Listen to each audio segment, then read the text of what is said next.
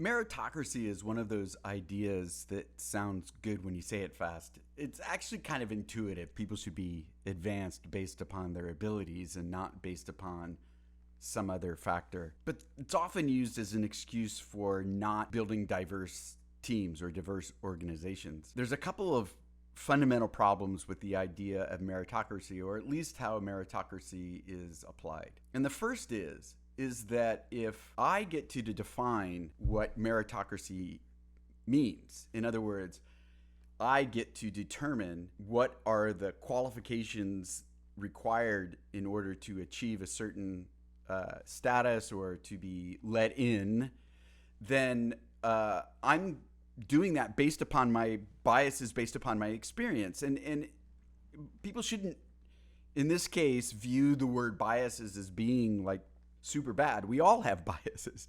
And of course, our biases are going to be based upon the way we were raised and the environment and economics and our life experience, right? There's just no way around that. It's a normal part of being a human being is having these biases. And so if I then create a corporate ladder based upon my experiences, it's a biased ladder. And so there are steps that we can take to overcome those biases. But if the steps include just finding a bunch of other people that look and act like me that have similar experiences, their biases are going to be similar. And so that doesn't work very well. You actually need a diversity in the creation of these measurements that determine meritocracy. The second big problem is that people sort of fundamentally misunderstand what those qualifications mean.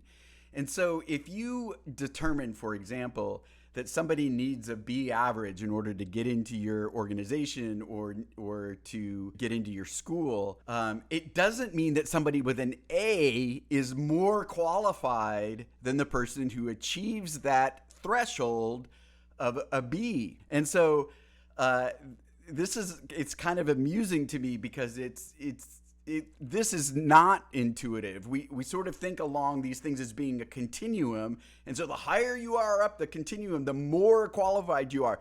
But actually these criteria are thresholds. And so once you're over the threshold, then you are within the qualified pool. And so if you look at it that way, you can start understanding that bringing in other characteristics beyond those that are just quantifiably measurable leads to increased diversity, because what you end up having are a desire to have a more diverse community in order to come up with better and more diverse solutions, in order to overcome complexity, in order to reach a more diverse audience in terms of our stakeholders. So these are all legit reasons why an organization might want it. And then so when determining their criteria, you're going to have some thresholds, and then you're going to have these other characteristics. And so those two items mean that the way meritocracy is normally applied is actually not correct. It's not actually creating the environment that you want, and it's not even achieving the objectives that